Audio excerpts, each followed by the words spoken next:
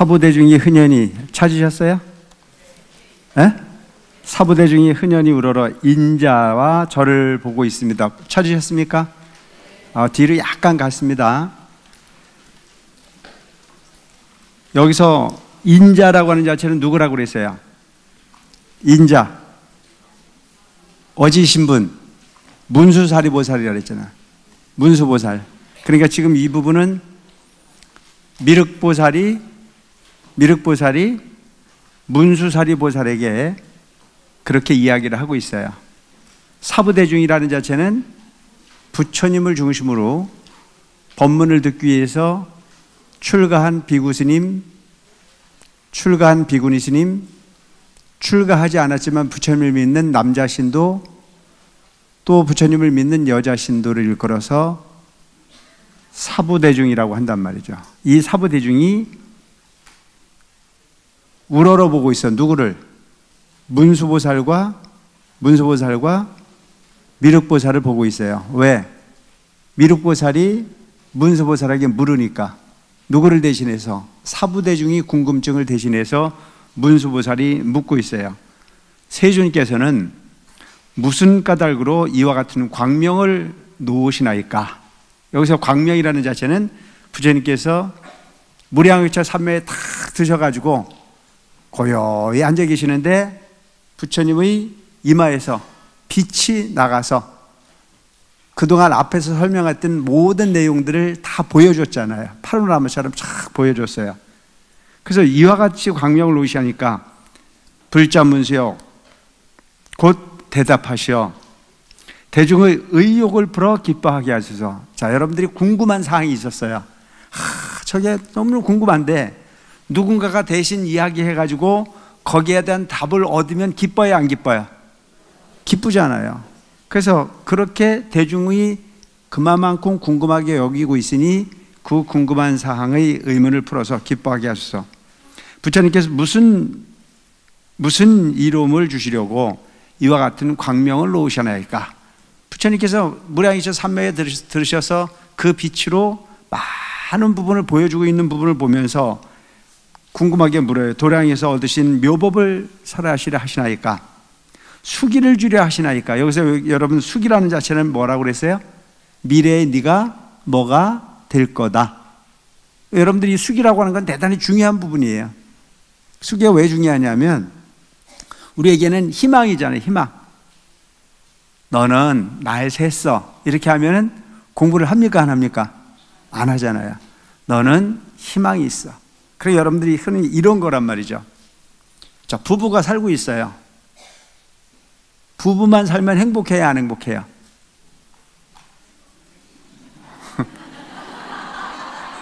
행복하려고 결혼을 했잖아요. 인정하십니까? 이렇게 행복하려고 결혼했는데 둘이만 살아보니까 지루해, 안 지루해? 에? 지루해. 그래가지고 누가 하나 낳았어, 안 낳았어? 낳았는데 나중에 그거 낳아놓고 난 다음에 부부가 서로 편가르기를 해, 안 해? 그래서 엄마는 뭐라 그래? 엄마는 나 때문에 이 집이 이렇게 되는 줄 알아라. 아빠는 뭐라 그래? 내가 벌어왔으니까 이렇게 됐는 줄 알아. 그래서 서로 이렇게 갈등을 일으켜 부부가 화합하지 않으면 그 자식은 행복해요, 안 행복해요? 안 행복해요. 근데 별로 가진 건 없어. 그런데 남편은 아내를 위하고 아내는 남편을 위하고. 근데 위하는 게 중요한 게 아니고 제일 본질적인 부분은 우리가 살아가는 데는 자존심으로 살아가야 됩니까? 자존감으로 살아가야 됩니까? 자존감. 자, 자존심이라는 자체는 뭐예요? 나는 우월하고 싶은데 나를 우월하게 봐주지 않으면 화가 나야 안 나요? 그게 자존심이야. 자존심. 근데 자존감이라는 자체는 누군가가 나를 아주 긍정적으로 봐줘. 긍정적으로. 그래서 자존심을 건들면 전쟁이 나야 안 나야? 전쟁이 나잖아요. 근데 자존감을 통해서 대해주면 그 가족은 평화로워요. 알죠? 그런데 우리는 맨날 싸워야 안 싸워요? 아니, 여러분들이 싸운다는 얘기가 아니고 그 대개 보면은 말의 상처를 입는 그래서 말의 상처를 입어가지고 사는 게 지루해지는 거라. 집에 들어가기가 싫어. 왜? 집에 가니까 군기반장이 들어앉아가지고. 근데 그 군기반장이 들어앉아가지고 퇴근은 빨리 하래 안 하래?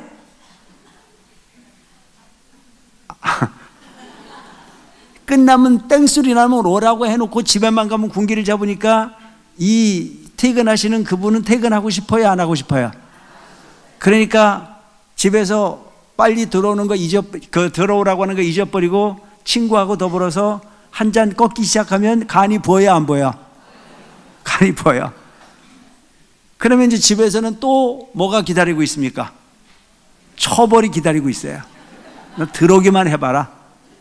그러니까 이제 이래 되면은 자존감은 어디로 가버리고 서로가 자존심을 가지고 공격을 가하는 일이 반복되고, 그러다 보면 뭐 집안은 항상 험해질 수밖에 없는 거죠.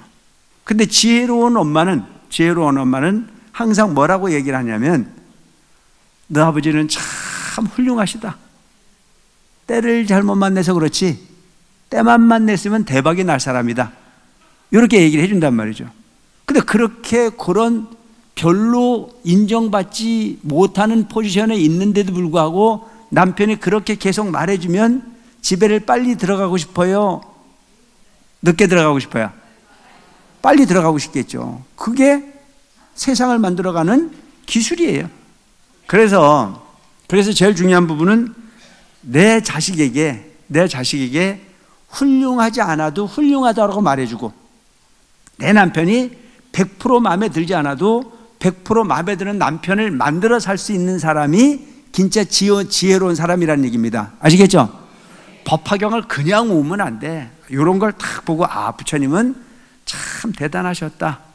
미리 그에게 칭찬하시고, 그 칭찬을 통해서 목표를 정해주고, 그 목표를 성취해내기 위해서 애쓰는 부분을 통해서 세상을 만드셔 가셨구나.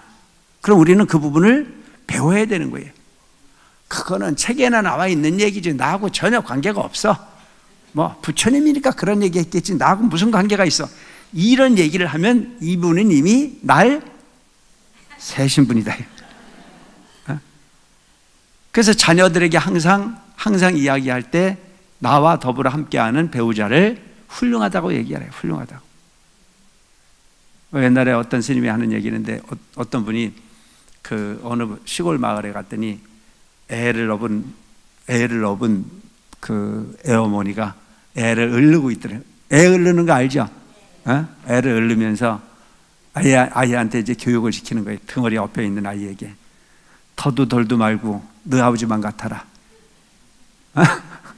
그러니까 지나가는 분이 들어보니까 얼마나 대단한 남편이면 터도 덜도 말고 너 아버지만 같아라 라고 그렇게 그 이야기하는 모습을 보면서, 당신 남편이 뭘 하는 사람인데 그렇게 저희 아이에게 더도 덜도 말고 아버지 닮아서 아버지만큼만 살으라고 얘기를 하냐라고 물어봤어. 그러니까 뭐라고 그런 줄 알아? 우리 동네 반장이요 그러더래. 대단한 거 아니에요? 여러분, 중요한 건 반장을 하고 안 하는 게 중요하지 않잖아요. 뭘 하든지 간에 내가 그 남편을 최고로 바라다보고 살 수 있다라고 하는 자체가 행복입니다. 이 세상은 절대의 기준이 아닌 내 마음으로 상대방을 그렇게 존중해 살면 그는 행복한 사람이에요. 그런데 거기다 대놓고 뭐라고 그래? 허구만한 놈 다내부두고 재수없게 네가 걸려가지고 내 인생이 잘못됐다고 원망하고 살면 그 사람은 지옥입니까? 극락입니까? 지옥이에요. 그러니까 저는요, 행복한 게 뭔지 아세요? 내 대성사 주시된 게 너무 행복해. 행복은 만들어가는 거지. 여러분들이 행복하십니까? 네. 주고받는 거야. 내 혼자 행복하다 그러면 나는 좀 이상한 사람이야. 근데 내가 행복하니까 여러분들도 행복해. 그러니까 이것과 저것이 조화를 이루면 세상은 행복한 세상이 되는 거예요. 그래서 항상 하는 얘기가 뭐냐면, 인연이니까 만났겠지라고 하는 거예요. 인연이니까 만났겠지. 그럼 그 인연이라고 하는 부분을 우리가 어떻게 잘 만들어 갈 거냐라고 하는 부분 자체를 가지고 여러분, 지혜롭기 바랍니다. 지혜라고 하는 게 하늘에서 뚝뚝 떨어지는 게 아니야. 여러분들이 매사 긍정적인 사고를 가지려고 애를 쓰고, 안 되면 기도하고, 안 되면 또한 공덕 짓고, 안 되는 이유가 있어. 안 되는 이유가 있으면 전생에 지어온 게 없다면 지금이라도 하겠다라고 하는 마음을 가지라 이거예요. 근데 대개는 어떻게 생각해요? 나는 날 샜다. 본인 스스로가 날 샜다고 포기를 해버려가지고 살면 그 사람은 미래가 없는 사람이에요. 오늘보다 내일이 낫겠지. 안 되는 데는 이유가 있겠지. 남편이 내 속을 이렇게 썩이는 것은 내가 전생에 지은 복이 그것밖에 안 되겠지. 업이겠지. 이렇게 생각해요. 어떤 사람이 누구한테 돈을 빌려줬다 돈을 꼈어요. 그 사람이 도저히 돈을 갚을 수 있는 방법이 없어. 근데 그 무지한 사람은 거기다 대고 뭐라는 줄 알아요? 그놈 더 망해라 이러거든요. 그럼 돈 받을 길이 없어. 그럼 돈 떼먹은 그 사람을 위해서 기도해 줘야 돼. 네가 오죽해서 돈을 못 갚을까? 그 사람 소위 돈 혹히 벌어서 좋은 마음 가지고 내 돈 좀 갚게 해달라고 하는 게 그게 옳은 기도 아닙니까? 인정하십니까? 그러니까 심보가 좋아야 돼. 심보가. 그 사람이 나빠서 돈을 떼어먹은 놈도 그렇게 기도하다 보면 마음이 돌아서겠지, 그죠? 그걸 가지고 우리는 뭐라고 운이라 한단 말이죠. 사람 마음이 내가 그렇게 절박하게 하지 않으면, 그렇게 되면 누가 편해요? 돈 떼어먹고 이갈아 가지고 내 또 틀리하게 생기고 이렇게 하지 말고, 오죽하면, 그리고 끝까지 못 받으면 뭐라고 하면 돼? 전생에 지은 빚 갚았겠지 이렇게 생각하고 살자고요. 요즘에요 보니까 보이스피싱이라는 게 있어가지고 세상에 보이스피싱이 할 데가 없어갖고 나한테까지 전화하더라니까. 문제는 지혜로 와야 된다. 어떤 부분이 상황이 왔을 때 그 상황을 침착하게 바라다 볼 수 있는 부분이 안목을 가져라. 그래서 여기서 수기를 주려 하시나이까. 모든 불국토가 온갖 보배로 장원된 것과 모든 부처님을 배운 것은 작은 인연이 아니었습니다. 여러분, 불국토가 온갖 보배로 장엄이 되졌어. 그리고 모든 부처님을 배운 것은 작은 인연이 아니야. 여러분들이 우리가 흔히 그러잖아요. 백천만겁 난조다. 백천만겁을 다더라도 인간의 이 육신을 갖기가 어렵고 악은문견독수지라 부처님과 인연을 만나는 것 자체가 쉽지가 않다. 그런데 여기서 보면 부처님이 그 신통한 그 소위 무량열차 삼매에 그 빛을 발하는 그 무량광으로 모든 걸 다 봤어. 불국토를 보기도 했고 모든 부처님을 다 배울 수 있는 부분의 인연을 가졌어. 문수살이여, 꼭 아셔서 사부대중과 용신이 인자를 우러러보고 있으니 그 뜻을 말씀하소서. 당신을 알고 있으니까 이 뜻을 좀 이야기를 해달라. 그때 문수사리가 미륵보살 마하살과 모든 대사에게 말씀하셨습니다. 여기서 대사라는 자체는 어떤 거냐면 마하살이라고 음사를 하기도 하고, 그야말로 그 대사라는 그 보살이라는 자체는 부처님이 되기 위해서 수행을 상고불이 하화중생, 위로 부처님의 진리를 구하는데 온갖 정성을 다하고 아래로 중생을 구제하는데 게으름이 없는 것을 일컬어서 보살이라고 얘기합니다. 여러분들이 절에 오면 여성 신대님들을 보살님이라고 불러줘야 안 불러줘요? 그건 대단한 거예요. 보살님이라고 불러주면 그때부터는 정말 여러분들 행동 거지나 생각 하나를 바로 하고 살아야 돼요. 보살이라고 불러주는 것은 어마어마한 영광스러운 부분의 표현이 아닐 수 없어요. 그래서 항상 자비심을 바탕으로 그렇게 되라고 하는 어떤 희망의 어떤 그런 언어가 바로 보살이라고 볼 수도 있어요. 선남자들이여, 내가 헤아려 생각하건대 지금 부처님께서는 큰 법을 설하고 큰 법비라는 자체는 뭐냐면 부처님께서 우리에게 가르치는 가르침은 평등대해야. 평등대해. 모든 부분을 비는 내리고 싶은 데만 내립니까? 골고루 내립니까? 골고루 내려. 부처님의 진리는 평등하다는 얘기예요. 전번에도 설명했지만 누구에게 특별히 전해주는 법이 없어. 저 하늘에 있는 태양이 빛을 비칠 때 너는 이쁘니까 더 빛을 강하게 주고 너는 덜 떨어졌으니까 조금 덜 주고 그렇습니까? 똑같이 빛이 있죠. 근데 그 빛을 어떻게 받아들이냐에 따라서 달라요. 비가 내리는데 그 비는 똑같이 내리는데 그 비를 받고도 다 다르잖아요. 여러분들이 흔히 보면 절에 오셨는데도 보면 희한한 일들이 많이 생기잖아요. 어떤 겁니까? 20년, 30년 다녔다는데도 모범적이지 않은 사람이 있어요. 근데 어저께 처음 왔는데도 불구하고 참 모범적인 분들이 계세요. 그럼 그걸 가지고 뭐라고 얘기를 하냐면, 어떻게 절에를 다니는 사람이 저 정도냐 이렇게 얘기하는 경우가 있어 없어? 나한테도 따져. 그럼 내가 거기다 대고 뭐라고 얘기하냐면, 똑같은 물을 마시고도 독사는 독을 만들고, 똑같은 물을 마시는데도 소는 우유를 만들더라. 물이 문제입니까? 받아 먹는 사람이 문제입니까? 받아 먹는 사람이 문제잖아요. 그렇게 가르치는 법은 없어요. 근데 수십 년을 다녔는데, 수십 년 법문을 듣고 수십 년 기도를 했는데도 일상적인 부분에 기대치에 못 미치는 이유는 뭘까? 그 사람이 가지고 있는 업이 그래. 그럼 내가 그때마다 하는 얘기가 뭐라고 얘기를 하냐면, 그 사람이 20, 30년을 다녔으니 그만큼이라도 됐지, 그 전에는 어떨 뻔 했는지 보면 안다.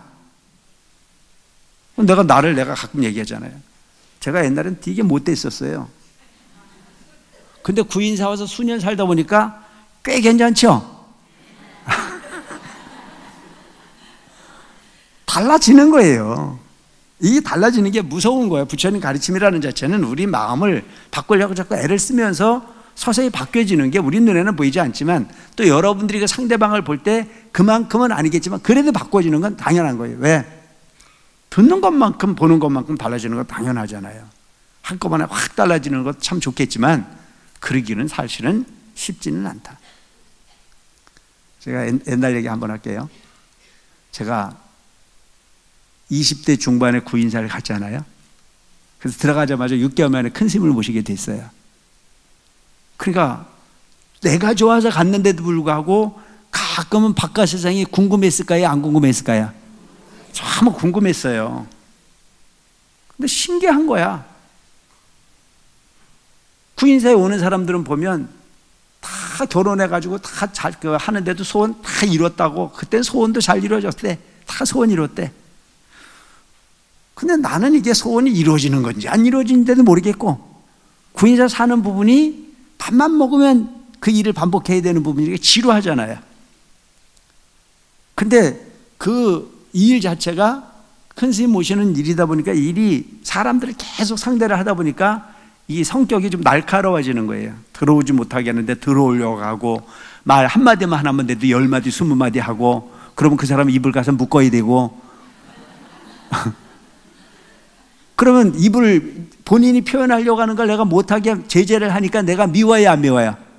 미우니까 나를 따라다니면서 나쁜 놈이라고 그러고, 난 좋은 놈 하고 싶어가지고 출가했는데 나쁜 놈 소리가 막 들리고, 그러니까 너무너무 힘들더라고요.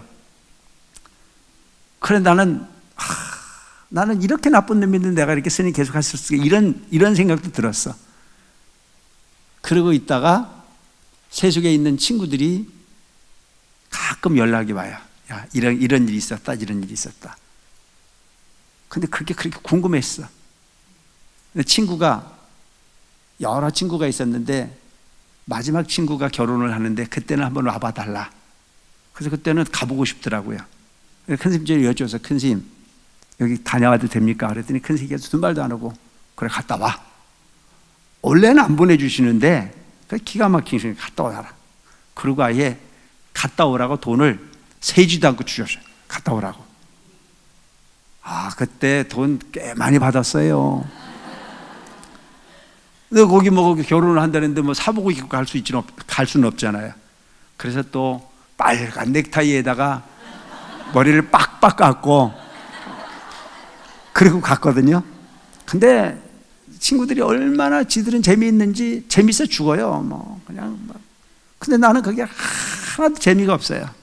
많어 싶은 생각이 드는 게, 그 옛날에 친구들하고 놀면 그렇게 재미있었는데 그 시간 자체가 너무 지루해. 그래서 그 이튿날 이제 그 친구들하고 놀다가 도저히 재미없어가지고 방에 가서 혼자가 자고, 그 이튿날 그 뭐 식장에 갔는데 나를 아는 친한 친구들은 내가 이 깎은 이유를 알지요. 근데 나를 모르는 친구들이 이렇게 해가지고 멀리 있었던 친구들을 만났을 때 날 보더니 뭐라고 그러냐면, 너 왜 그렇게 됐냐고, 너 옛날에 착했지 않냐고. 여러분 상상을 해보세요. 머리를 짧게 깎은 데다가 넥타이를 해매고 별 희한한 복장으로 나타났으니까 어머 어디 갔다 왔는 줄 알고 그렇게 볼 수 있잖아요. 그런데 거기 있다 보니 너무 지루해 그래가지고 안 되겠다. 그래서 이제 바로 치워버리고 구인자를 들어왔어요. 큰 스님 전에 다녀왔습니다 라고 그랬더니 큰 스님 한마디 딱 하셔. 좋더나. 아, 큰 스님 내가 생각했던 세상이 아니대요. 너무너무 그 차이가 컸다 이렇게 했죠. 그러니까 그래서 거 봐라. 네 맨날 그 생각하지만 아무것도 아니야. 네가 여기 살았던 수년이 아무 변화 없이 세월을 보낸 것 같아도 네 마음은 그만큼 많은 차이가 있는 거다.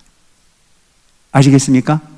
여러분들은 절에 자주 오셔서 자주 생활을 하다 보면 여러분들은 그만큼 많은 부처님 가까이에 다가서 변화를 일으키고 있는 거고, 또한 법비를 고루 맞는 경우가 생긴다라고 하는 사실을 기억하시기 바랍니다. 아시겠죠? 간 사람이나 안 간 사람이나 한 달 기도한 사람이나 뭐 내가 30년을 뺀질거리는 사람이나 똑같다고요? 아니요.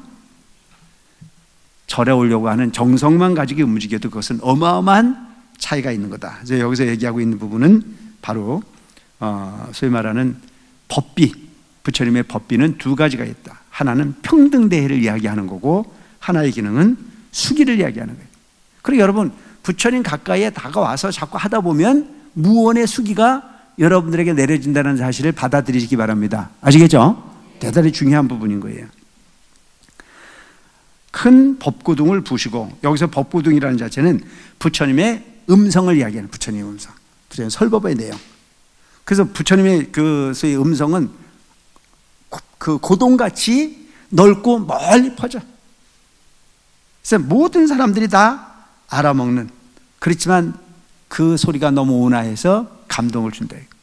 여러분들도 절에 오셔서 부처님이 직접 말씀하시는 내용은 아니지만 스님들이 부처님이 진리를 대신 이야기하고 있을 때 가끔은 마음이 편안해집니까? 안 편안해집니까?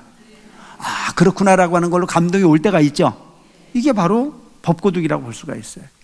그래서 그 얘기, 그 하는 내용을 가끔 보면 그런 경우가 가끔 있어. 큰 스님을 모시거나 이런 어른들이, 어른 스님들이 하시는 말씀은 똑같은 한 말씀을 하셨는데도 불구하고 다 하나같이 누구 얘기했대요? 100사람이 있으면 다 100사람이 내 얘기했다고 얘기를 하고, 1000사람이 있으면 1000사람이 다 내 이야기를 했다고 이야기하잖아요. 이게 대단한 거란 말이에요. 부처님께서는 모든 중생을 다 만족시켰어. 부처님의 음성은 이렇게 멀고 넓게 모두를 만족시킬 수 있는 설법이다. 법고둥.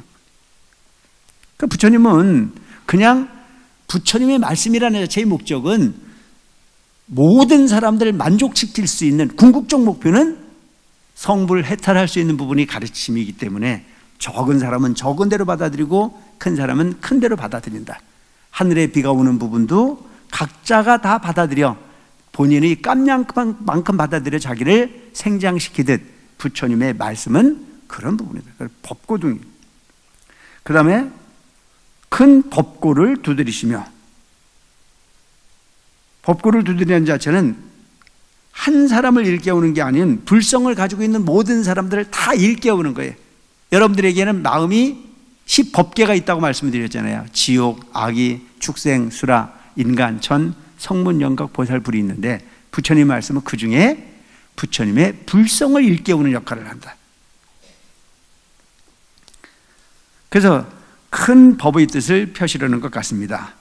모든 선남자의 나는 과거에 일찍이 제불이 이와 같은 상서를 보았으니 이러한 광명을 놓으시고 곧 큰 법을 설하셨습니다. 과거에 문수보살은 이런 부분이 많은 부처님들이 이와 같이 무량의처 삼매에 드셔서 전조를 했던 과정을 많이 본 일이 있다. 근데 그런 부분이 끝에는 반드시 큰 법을 설하셨다. 그러니까 부처님 법은 다 큰 법이겠지만 여기서 이야기하고 있는 부분은 정말 좀 대단한 부분을 전조하고 있어요. 뭐를 얘기하고 있을까? 과거에 설명했던 부분들은 적은 내용으로 적은 인간의 욕구를 충족시킬 수 있는 부분이 가르침을 펴셨다면, 여기에서는 이제는 정말 부처님께서 사바세계에 오신 참된 본질적 부분의 의미를 예고하고 있는 건 아닌가. 그러므로 마땅히 알아야 합니다. 지금 부처님께서 광명을 놓으시는 것도 이와 같으니 모든 중생으로 하여금 세상에서 믿기 어려운 법, 믿기 어려운 법은 뭐냐, 여러분들 우리가 생각하는 게 뭐냐면요, 내가 경험한 것만큼이 진실이라고 생각하잖아요. 근데 새로운 부분을 설명하려고 하려면 잘 믿어야 안 믿어요? 잘 안 믿잖아요. 그러니까 부처님께서 지금까지 한 번도 설하지 않으셨던 어떤 그런 큰 부분을 설하려고 하는데, 이것은 믿기가 대단히 어려운 부분일 거다. 그 믿기 어려운 부분은, 여기서 얘기하고 있는 부분은 그동안 소승을 이야기했다면 대승의 법을 설하기 위한 부분을 예고하고 있는 부분이다. 그러니까 중생이 살고 있는 부분은 욕계, 색계, 무색계의 중생이 사는 세계의 삶만을 지금까지 얘기를 했다면, 이제 그 부분을 한 부분 더 뛰어넘는, 즉 부처님께서 사바세계에 오신 이유는 법화경이라고 하는 부분을 설하기 위해서 이 사바세계에 오셨다. 그걸 일컬어 우리는 뭐라고 얘기해요? 계시오입이다. 부처님이 진리 세계를 열어서 보여주고 깨닫게 하고 들어가게 하기 위함이다. 여러분이 지금까지는 중생이 사는 세계의 삶만을 얘기를 했어요. 그런데 부처님께서 이제는 중생이 사는 세계가 아닌 누구의 세계? 부처님의 세계. 이건 그러니까 이 지금 현재 설하려고 하는 부분이, 이 경전 이전에는 중생이 사는 세계에서의 니르바나를 얘기했어요. 열반나. 그런데 지금 예고하고 있는 부분은 큰 부분을 설명하는데, 그것은 계시오입의 불지지견이다.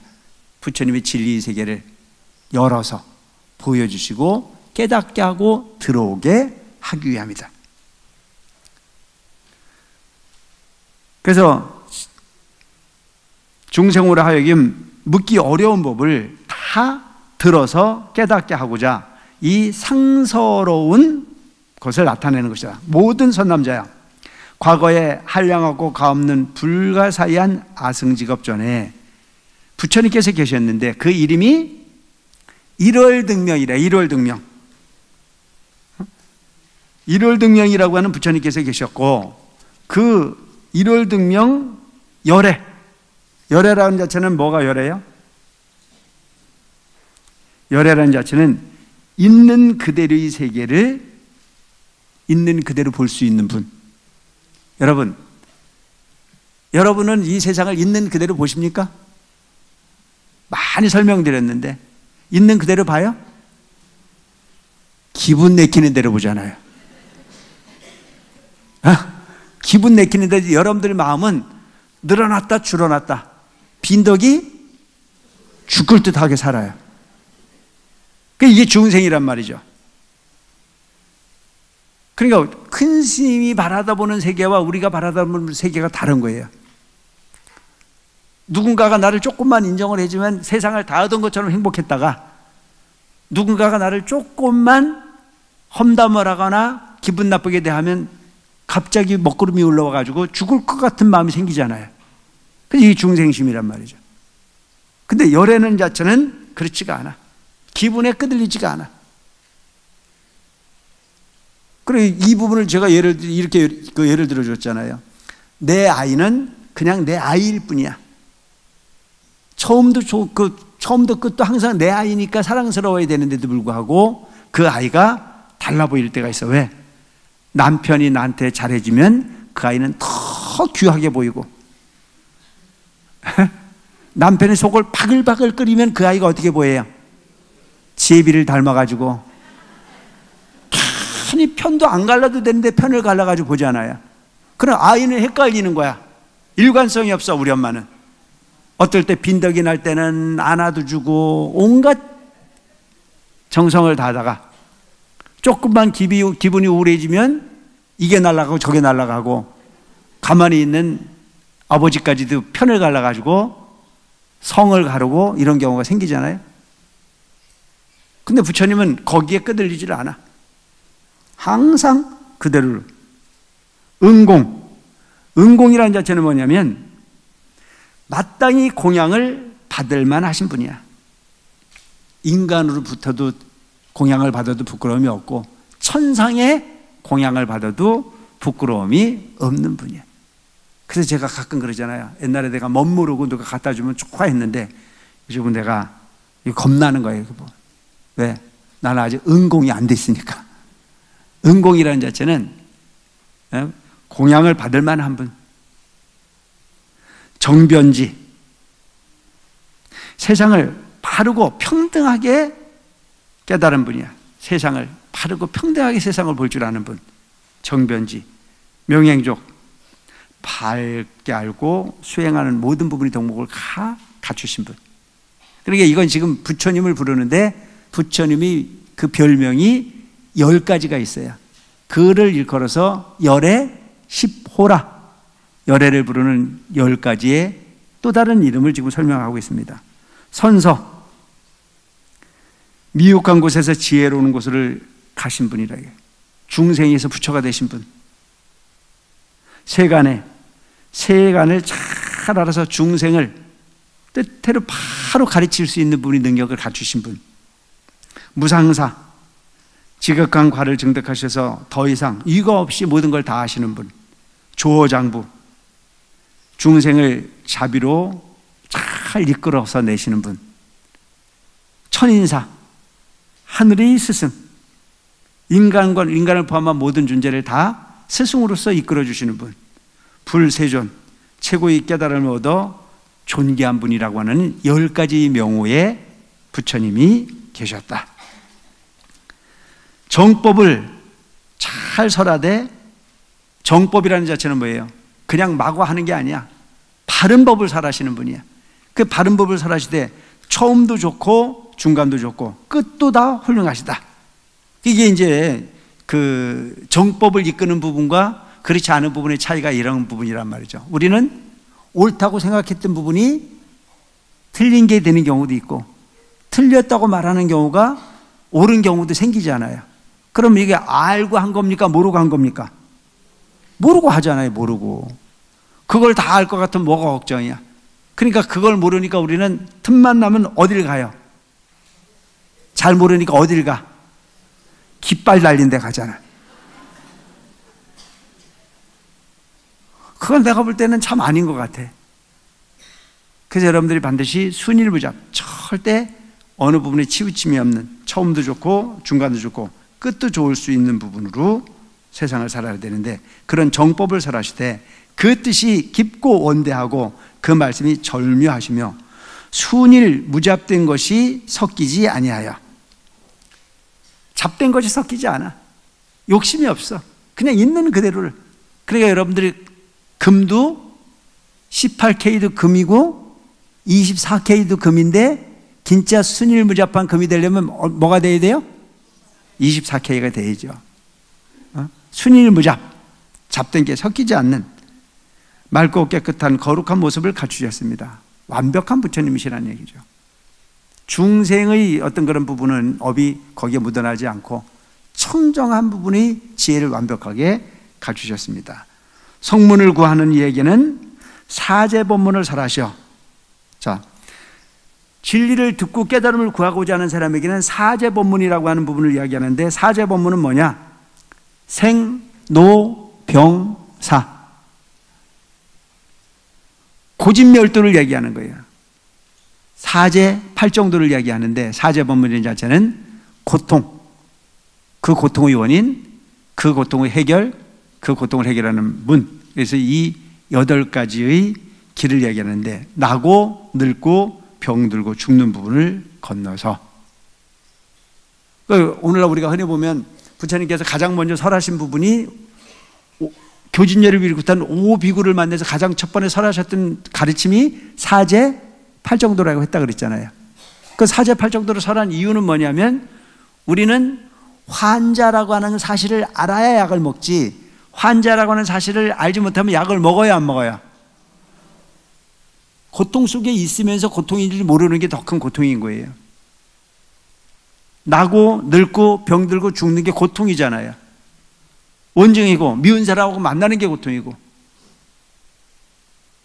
애별리고 사랑하는 사람하고 헤어지는 게 고통이고 구부도 없고 구하되 구해지지 않는 것이 고통이고 오음성고 춥고 덥고 편한 부분이 하나도 없는 부분이 삶이 우리 삶이다.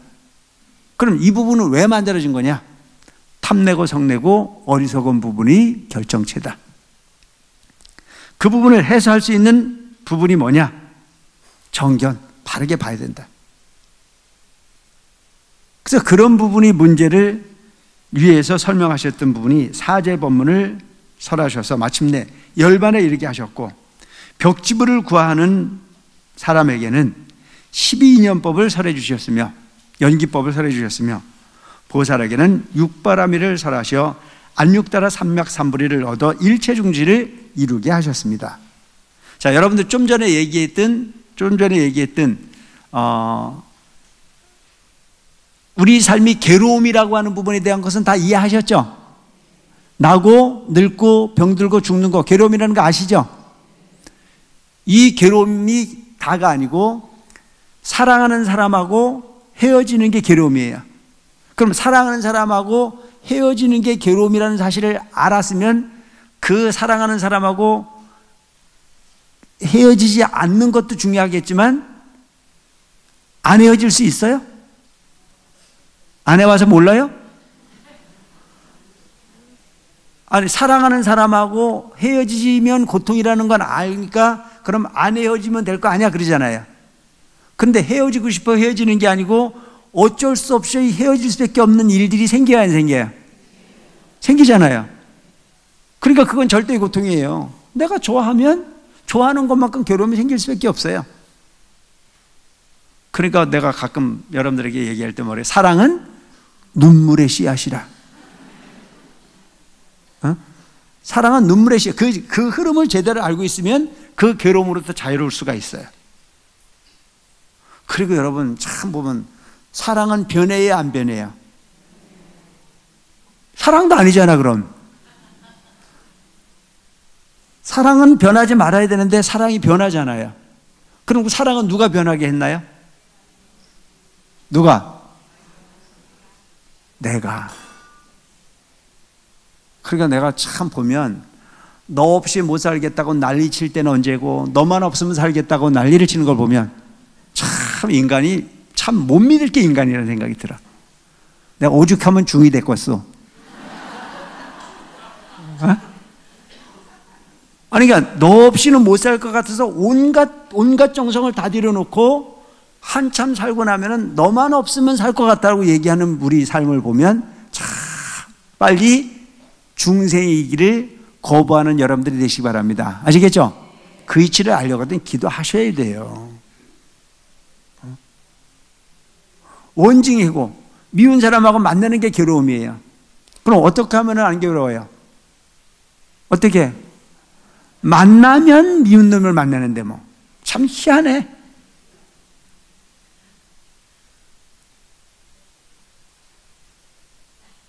여러분 제일 중요한 것은 미운 사람을 두렵게 생각하지 말고 미워하는 마음을 갖지 마세요.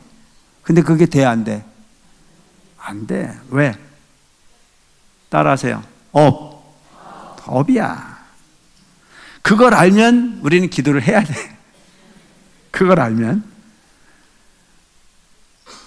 그 다음에 그에게 맞는 12인연법을 세워주며, 12인연법이라는 자체는 연기법이라는 거 여러분들 얘기 들어보셨죠? 자, 우리가 사는 세상은 무명이라고 하는 부분이 알지 못하는 세상이에요. 그래서 알지 못하는 부분을 통해 가지고 알지 못하면 밟지 않으면 움직이지 말아야 되는데 알지 못하면서도 어떤 행을 해야 안 해요?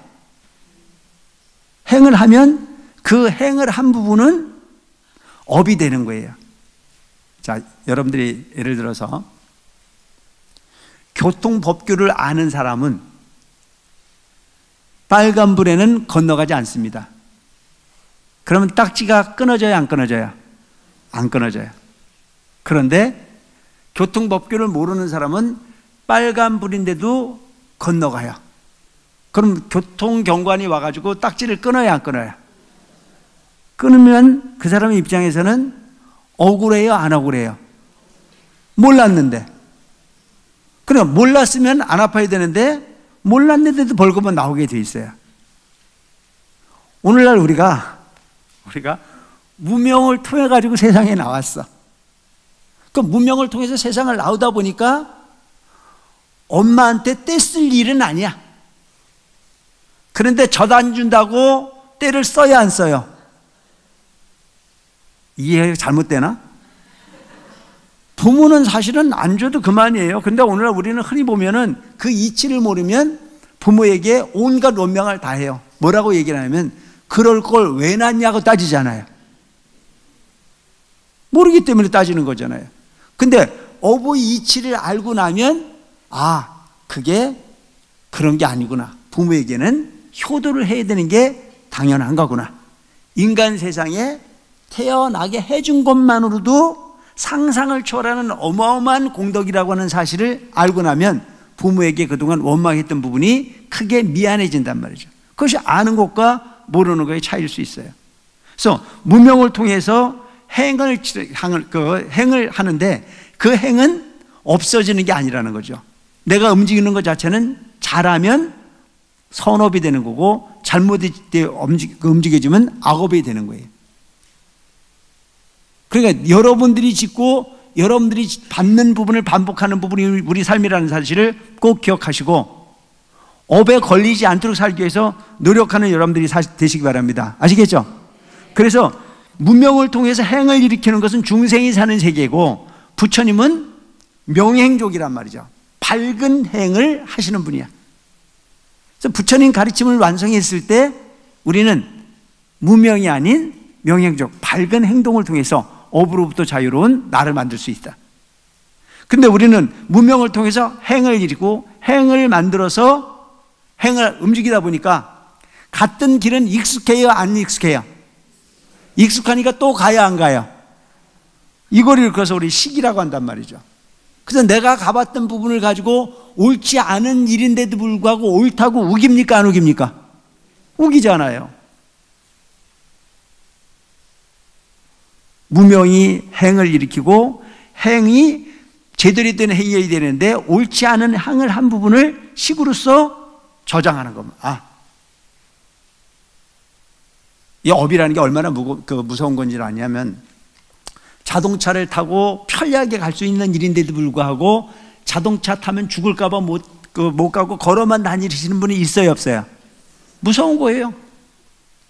저 산꼭대기에서 그냥 등짐을 지고 고생스럽게만 살지 넓은 세상에 편하게 밥 먹고 사는 방법을 모르는 사람은 뭐라고 그래요? 송충이는 솔잎을 먹어야 된다. 그게 고통인데도 불구하고 내가 아는 세상이 다라고 하는 거에 매일 수밖에 없다라고 하는. 그래서 잘못된 행이 식이 되고 그 식을 통해서 두 가지가 만들어질 수 있어요. 개정해를 만들 수도 있고 지옥하기 축생을 만들어낼 수 있단 말이에요. 그래서 부처님 가르침을 잘 받아들여서 개의 행을 지키고 청정함을 만들고 지혜를 만들어 갈 수 있는 길도 만들 수 있는 거고 또한 문명을 통해서 또 다른 업을 형성할 수도 있는 부분이 가능한 부분이다.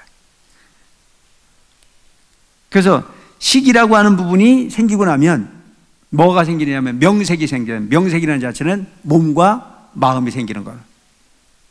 그 몸과 마음이 생기면 이 몸과 마음을 통해 가지고 안입이 설신이 육근이 육경의 대상을 통해서 끊임없이 우리는 좋다 나쁘다 그 좋다를 반복한단 말이죠. 눈이 있으니까 보이는 게 있어요, 없어요? 보이는 게 있으면 좋다 나쁘다 그렇다라고 하는 판단이 듭니까, 안 듭니까? 들게 돼 있어요. 자, 귀가 있으니까 들리는 게 있습니까, 없습니까? 있잖아요. 그 듣는 소리가 또 판단을 구합니까, 안 구합니까? 좋은 소리다 나쁜 소리다 그저 그렇다. 눈으로 좋은 걸 보면 내 거로 만들고 싶고, 귀로 좋은 소리를 들으면 더 듣고 싶고, 누가 나를 욕하는 소리를 들으면 듣고 싶어요, 안 듣고 싶어요? 안 듣고 싶어요. 이런 부분이 갈등이 만들어져. 그래서 안입이 설신의 육군이 색성량 미치법을 통해 가지고 모든 부분을 판단해 구분하게 돼 있다. 명색, 옳고 그름, 색깔을 구분하게 돼 있다. 육입, 앞에서 말한 안입이 설신의 육군이 육식을 통해서 받아들인단 말이죠. 눈은 눈대로 받아들이고, 귀는 귀대로 받아들이고, 코는 코대로 받아들이고, 입은 입대로 받아들여서 받아들여. 이걸 그 육입이라고 얘기해. 그래서 받아들이면은 거기에서 촉감이 생깁니까, 안 생깁니까? 촉감이 생기고 그걸 촉이라고 말한단 말이죠. 그 촉으로 받아들이는 순간에 좋은 거는 내 거를 만들고 싶고 나쁜 것은 버리고 싶은 생각이 들어야 안 들어요? 그래서 거기에서 받아들이고 난 이후에 애가 생기는 거예요. 좋은 거는 내 걸로 받아들이고 나쁜 것은 버리고 싶고. 그 다음에 좋은 거를 받아들여서 애욕이 생기면 내 걸로 쌓고 싶어요, 버리고 싶어요? 쌓고 싶지 않아요. 취란 말이죠. 저장하고 싶어요. 그 저장한 부분을 가지고 내 거라고 하는 욕망을 만들어서 뭐가 생겨요? 있다라고 하는 유가 생기는 거예요. 있다라고 하는 유. 사실은 있는 게 아닌 건데도 불구하고 있다라고 하는 유에 빠지게 돼 있고, 그 유로 받아들이면 또 다른 생명이 생겨지게 돼 있고, 그 생겨졌다 그러면 늙고 죽는 법이 생기게 돼 있는 거예요. 이것을 일컬어서 12인연이다. 그래서 이렇게 12인연법을 설해 주셨고, 보살에게는 육바라미를 설해 주셨으며, 육바라미라는 자체는 뭐예요? 보시, 지계, 인욕, 전진, 선정, 지혜를 설하셔서 안육다라 삼맥삼보리를 얻어서 일체 종지를 이루게 하셨습니다. 그래서 부처님께서는 지금 설명하고 있는 내용들은 뭐냐면, 법화경을 설하기 이전에 중생의 근기를 성숙시키기 위해서 이러한 다양한 부분의 법을 설하셨다. 누가? 일월등명열애께서. 그 다음에 또 부처님이 계셨으니 역시 일월등명이시고, 그 다음에 또 부처님이 계셨으니 일월등명이시였나니라. 이와 같이 2만 부처님께서 다 이름이 똑같은 글자로 일월등명이셨고, 2만의 부처님이 일월등명이라고 하는 부처님으로 계속 중생을 제도하셨다. 이름이 똑같고 글자도 일월등명이셨고 성씨도 같으시어 파라타라고 하셨습니다. 미륵이여 잘 아시오. 처음의 부처님이나 나중의 부처님께서 다 같이 이름이 일월등명이시고 10%를 구축하셨으며 설하신 법문도 다 처음과 중간과 끝이 훌륭하셨느니라. 똑같은 진리는 변하지 않는다는 얘기예요. 진리는 이리 갔다 저리 갔다 하지 않아요. 일관성이죠. 그 마지막 부처님께서 아직 출가하시기 전에 8 왕자가 있었으니, 아까 얘기했던 일월등명이 2만 부처님이 거듭 반복하셨다 그랬죠. 근데 그 중에 이제 마지막에 부처님께서 아직 출가하시기 전에 8 왕자가 있었어요. 그 첫째의 이름이 유의라. 유의라고 하는 뜻은 뭐냐면 도의 뜻을 두었다. 두 번째는 선의, 큰 도의 뜻을 잘 지녔다는 뜻이고, 무량의, 큰 지혜가 있어서 무량한 뜻을 이해할 수 있는 능력을 가졌다. 보의, 보배와 같은 열애의 성품을 잘 이해해서 진실한 도를 갖추었다. 정의, 최상의 행을 닦아 큰 도의 뜻을 두었다. 제의의, 지혜가 늘어나 의혹이 다 제거되었다. 향의, 이건 골짜기 향자인데 빈 골짜기에 메아리가 울리듯 법성이 비어 있었다. 법의, 깊은 법에 대해서도 그 뜻을 다 잘 이해한다는 의미. 이렇게 8 왕자가 이덕이 자제해서 8 왕자가 있었는데, 그 8 왕자의 이름이 유의, 선의, 무량의, 보의, 정의, 제의, 향의, 법의였나니라. 이 8 왕자는 유덕이 자제하다는 자체는 뭐냐면 유엄과 덕행이 꽉 찼다. 유엄과 덕행을 갖췄다. 각각 4천을 다스렸는데 이 왕자들이 부친이 출가하여 안육 따라 산맥 산부리를 얻었다는 말을 듣고 모두 왕위를 버리고 또한 따라 출가하여 대승의 뜻을 일으켜 요 8 왕자의 아버지가 출가를 해서 안육 따라 산맥 산부리를 얻었다는 부처가 됐다. 그 부처가 됐다는 얘기를 듣고 8 왕자도 따라서 출가를 해서 왕위를 버리고 대승을 일으켜서, 대승을 일으켰다는 얘기는 안육 따라 산맥 산부리를 나도 얻어보겠다. 아시겠죠? 여러분들이 지금까지는 대승을 이루기 위해서 절에 오셨습니까? 소원을 이루기 위해서 절에 오셨습니까? 얘기를 똑바로 해야지. 자, 대승을 얻기 위해서 절에 오셨습니까? 소원을 이루기 위해서 오셨습니까? 그러면 지금까지 여러분들은 소승을 위해서 절에로 오신 거예요. 근데 지금 이제 와서 보니까 어떤 사람은 왕의 자리를 버리고 출가하고 뭐 이런 부분이 계속 나왔어요. 근데 여기서 보면 8 왕자가 하나같이 대승의 뜻을 일으켜서 항상 맑은 행을 닦아서 모두 법사가 되어서 2만 부처님 처소에서 각가지 선본을 심었습니다. 이렇게 나오는데, 대승의 뜻을 세웠다는 자체는 안육 따라 산맥 산부리 부처를, 내 마음에 불성이 있다는 사실을 확신을 하고 그걸 얻기 위해서는 항상 뭐를 해야 돼요? 맑은 행을 해야 돼. 범행, 맑은 행. 맑은 행이라는 자체는 계율을 지킨다는 얘기예요. 어긋나지 않는 삶을 삶는다. 근데 오늘 우리는 보면 가고자 하는 목적지는 소원도 다 이루고 부처님처럼 살고 싶은데 내가 조금이라도 피해가 되면 참아야 못 참아야. 법문을 들을 때는 침착하게 듣는데 밥 먹으러 갈 때 보면 내가 조금 늦으면 기다리니까 너보다 내가 먼저 먹어야 돼, 안 먹어야 돼요? 전혀 기억이 없으셔? 초파일에 빵을 주는데 하나만 받아가지고 가는 게 범행이야. 그런데 한 바퀴 또 돌아가지고 우리 손자도 주고 한 바퀴 또 돌아가지고 이웃집도 갖다 주고 이런 마음을 내면 범행입니까? 범행이 아니고 업행이겠죠. 범행이라는 자체는 맑은 행위야. 맑은 행. 그냥 되는 일은 없어. 그러니까 가장 중요한 부분은 내가 나를 만들어 간다는 사실을 꼭 기억하는 여러분들이 되시기 바랍니다. 아시겠죠? 뭐가 여러분들을 만들어요? 여러분들의 마음과 행동이. 여러분들이 마음과 행동이 여러분들을 만드는 거예요. 나는 옛날에 이렇게 만들어진 우리 부모를 원망을 많이 했는데 알고 보니까 내가 이걸 만들었더라고. 왜 이렇게 만들었을까요? 업이야. 이왕 만들 부분은 앞에 계신 분처럼 만들면 얼마나 좋았을까? 그게 안 되는 거예요. 그래서 우리가 생긴 대로 놀아야 안 놀아요? 생긴 대로 놀아요. 내가 지금 현재 가지고 있는 모습이 마음에 안 들고 내가 가지고 있는 성격이 마음에 안 들면 지금부터 바꿔야 돼. 바꾸면 바뀌어지게 돼 있어. 이번 생에 생긴 거에 만족해가지고 더 범행을 제대로 하지 않으면 다음 생은 더 험해져.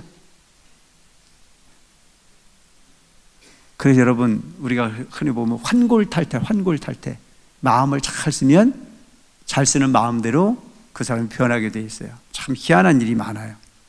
참 묘한 일이, 날이면 날마다 얻어먹는 사람이 고깃국을 얻어먹는데도 어정쩡한데 어느 여유 있는 사람은 맨날 나물밥만 비벼 먹는데도 뽀얗게 좋은 사람이 있어요, 없어요? 먹는 대로 갑니까? 마음입니까? 마음이에요. 근데 이 마음이 마음대로 되든가요, 안 되든가요? 안 된다고 말하시면 오늘 저녁에 기도하세요. 그러니까 기도를 하는 거란 말이죠. 범행, 바른 부분의 행을 닦아서, 그래서 대승을 일으켜서 항상 맑은 행을 닦아서 모두 법사가 되어서, 법사가 됐다는 얘기는 뭐냐면 부처님의 말씀을 편견 없이 잘 나눠 가르쳤다는 얘기예요. 그래서 여러분들이 들었거든 들은 걸 가지고 여러분들이 취하지 말고 누구에겐가 좋은 말을 전해주려고 애쓰는 여러분들이 되시기 바랍니다. 아시겠죠? 저 사람은 원래 잘해 이렇게 말하는 게 아니야. 가지고 있는 부분을 자꾸 나누려고 애를 쓰는 거예요. 집에 가셔서 처사님한테도 가끔 한마디씩 해야 돼. 절에를 갔다 온 데들이 뭔가 다른 말도 한마디씩 한다, 이런 느낌을 줄 수 있도록 해야 돼요. 그건 내가 그러잖아요. 의도적으로라도 달라지려고 자꾸 애를 써라. 그러면 주변에 있는 분들이 뭐라고 생각해요? 절에를 가더니 뭔가 달라지긴 달라지는구나. 법화경을 안 들을 때는 별거 아니더니 법화경 듣고 나더니 밥상이 달라졌다.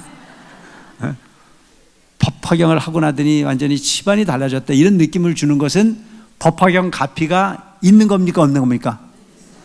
법화경을요, 그냥 무조건 그냥 가피가 이루어질 때를 바라지 말고 법화경의 가피를 여러분들이 만들어내시기 바랍니다. 아시겠죠? 그게 범행이 되는 거고 부처님 가까이에 다가갈 수 있는 부분이 되는 거예요. 그래서 제가 그 구인사에 있을 때 구인사 편하게 다니는 법을 강의한 적이 있어요. 가르쳐줘요? 4박 5일 기도하거든 4박 5일 기도하고 집에 가서 절대 바가지 긁지 마세요. 4박 5일 기도했으니까 집에 가면 살림은 본인이 집에 살림 살 때가 달라져 있을 거예요. 4박 5일 집을 비워놨는데 설거지도 쌓여 있을 거고 양말도 벗어 던져놨을 거고 뭐 집이 개판일 수도 있어요. 물론 잘하시는 처사님들도 많이 계세요 요즘은. 그래도 절대 가가지고 거기에 잔소리하면 안 돼. 왜? 기도를 했으면 내 마음이 달라져야 돼요, 집에 있는 영감님이 달라져야 돼요? 아시네? 그래서 딱 가서 4박을 기도했으니까 딱 3일만 달라지면 돼. 절대 3일 동안은 잔소리 하지 말고 나 없는 동안은 얼마 애썼느냐고 존소리만 하고, 그러다 보면 처사님이 우리 집사람이 구인사 갔다 오더니 사람이 달라졌다. 구인사 부처님이 영험하다고 생각을 할까요, 안 할까요? 영험은 그렇게 만드는 거야. 물론 그 외에 영험도 많이 있겠지만. 그러고 나서 딱 3일만 달라지고는 본색을 드러내야 돼. 너무 완벽해도 안 돼. 그러면 그 다음에 또 며칠 지내가지고 구인사 간다고 그러면 가라고 안 가라 그래? 얼른 가라 그래. 그래서 그 다음에 갔다 와가지고 한 일주일 달라져야 돼. 그러면은 때만 되면 기다려. 우리 보살 구인사 언제 안 가나 하고. 그리고 계속 그렇게 달라져가는 모습을 보이다 보면 본인 스스로의 행동이 달라지고 마음도 달라지고, 그런 부분으로 자존심이 아닌 자존감이 있는 가정을 만들어낼 수 있습니다. 아시겠죠? 기도를 하거든요. 본인이 달라진 걸 기도라고 생각하세요. 내가 항상 얘기하지만 우물 안에 동전을 던져놓고 떠올라오라고 기도를 하면 떠올라옵니까? 그런 기도는 없어요. 내가 달라지는 거예요. 지혜를 구하는 거예요. 그래서 국리가 나오는 부분이 기도일 수 있는 부분이란 말이죠. 그래서 법사가 되어서 천만 부처님 처소에서 갖가지 선본을 심었습니다. 여기서 천만 부처님이라 처소라고 하는 자체를 잘 생각해 보세요. 우리는 한 번 와서 팔자를 고치려고 그러잖아요. 인정하십니까? 한 번 와가지고 뭔가 나댈 때를 바래요. 그런 세상은 없어요. 꾸준히 달라지려고 애쓰고. 그래서 여러분 제일 중요하게 여겨야 될 게 뭐냐면 지루해하지 마라 이거예요. 지루해하지 마. 내가 노력한 부분은 어디로 가지 않아요. 내가 맘쓴 부분이 절대 어디로 가지 않습니다. 여러분들이 수행하고 여러분들이 노력한 부분은 절대 여러분에게 있지 딴 데로 가지 않습니다. 그래서 이와 같은 정성스러운 마음을 천만 부처님 처소에서 이렇게 대성의 뜻을 가지고 끊임없이 노력을 해서 부처님도 수많은 겁을 변하지 않고 보살행을 해서 성불했다는 얘기도 하잖아요. 적은 것을 적다고 말하지 마세요. 적은 것을 무시하지 않는 부분에서 수행의 이치가 있습니다. 근데 오늘날 우리는 적은 것을 막 무시해요. 그리고 큰 뭔가가 만들어질 때를 바라요. 이 세상 모든 부분은 적은 것에서 큰 게 만들어지지, 그래서 큰 것과 적은 것은 절대 하나이지 어떤 건 생략할 수 있는 부분은 없다. 똑같이 다 실행을 해야 됩니다. 그래서 갖가지 선본이라는 자체는 소위 말하는 착한 과보, 좋은 과보, 착함의 뿌리를, 착함의 근본을, 그때 일월등명불께서 대승경을 설하시니 이름이 무량의였느니라. 보살을 가르치는 법이며 부처님께서 혼염하시는 바이니라. 여기서 보살을 가르치는 법이라는 자체는 성문영각 보살 중에 보살, 제가 아까도 얘기했잖아요. 상구불이 하와중생, 이루 부처님의 진리를 구하고 아래로 중생을 어여삐 여기는 자비 존재, 여러분들이 꼭 보살이 되시기 바랍니다. 그러면 뭐가 돼요? 제불보살이 혼염을 해. 부처님께서 혼염을 해. 내가 여기서 지금 열심히 기도를 하면 모든 운들이 우리 눈에 보이는 부분만을 갖고 이야기하는 것은 이렇게 설명하면 될까? 곤충이 바라다보는 세계와 우리가 바라다보는 세계는 다르잖아요. 개미는 이 세상이 어떻다고 느낄까요? 개미는 이 세상이 평평하다고 느껴요. 왜? 기어다니니까.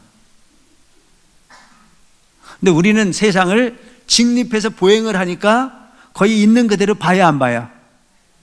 그들이 보는 세계하고 다른 올라간데 내려간데 오르막내리막을 다 살필 수 있잖아요. 그러니까 내가 가지고 있는 구주만큼 세상이 보이는 거예요. 근데 부처님의 시각으로 지금 설법을 하고 계세요. 우리 눈에 보이지 않는 부분에도 재불이 운들이 혼염하고 있다는 사실을 꼭 기억하시기 바랍니다. 아시겠죠? 출석부에 출석 기록하는 것만이 아니고 이미 부처님의 가르침을 공부하고 있는 이 순간에 이만큼 많은 분들이 불자들이 모여서 한 마음으로 대승경을 이해하려고 하는 이 순간이라면 거기엔 반드시 부처님께서 혼염하시는 바가 된다라고 하는 부분을 믿으라는 얘기입니다. 아시겠죠?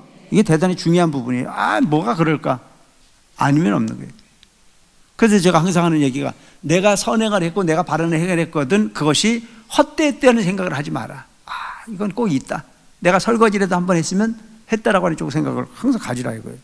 설거지를 하나하나 똑같이 이렇게 생각하지 말고 설거지를 했으면 한 것만큼 가슴 뿌듯하게 생각하라 이거예요. 남이 보든 안 보든 도량 청소를 한번 했거든 뿌듯하게 생각하라 이거예요. 바람이 불고 진짜 날이 굳은데도 불구하고 저 33인등의 등골을 다리려고 얼마나 애를 쓰셨어요? 오케이, 내가 했으면 된 거예요. 그 주지한테 뭔가 충성했다는 생각하지 마라 이거예요. 내가 부처님 도량에 와서 마땅히 보살로서의 행해야 할 도리를 다 했다라고 하는 가슴 벅찬 마음으로 받아서 안으라는 얘기입니다. 아시겠죠? 그게 중요한 거예요. 내가 한 부분은 절대 어디로 가지 않아요. 그리고 내가 잘한 부분이, 내가 한 부분이 있거든. 뿌듯하게 기다려야 해. 이게 될까 말까? 내가 다 해놓고 나서 될까 말까를 걱정할 일이 뭐가 있어요? 통장에 돈 집어넣었으면 그 돈 내 돈이야. 비밀번호 설정 안 해도 돼. 절에 와서 저축한 것은 비밀번호도 필요 없어. 바로 오케이야. 아시겠죠? 33인 등 달았어? 그러면 단 걸로 끝이야. 그걸 높이 있는 걸 가가지고 끄집어 보고 발음이 틀렸는데 오케이, 이미 다 됐어. 비밀번호도 필요 없는 부분에 딱 여러분들이 마음에 도장 찍었으면 다 끝난 거 아닙니까? 인정하십니까? 쫀쫀하게 앞에 달렸네 뒤에 달렸네.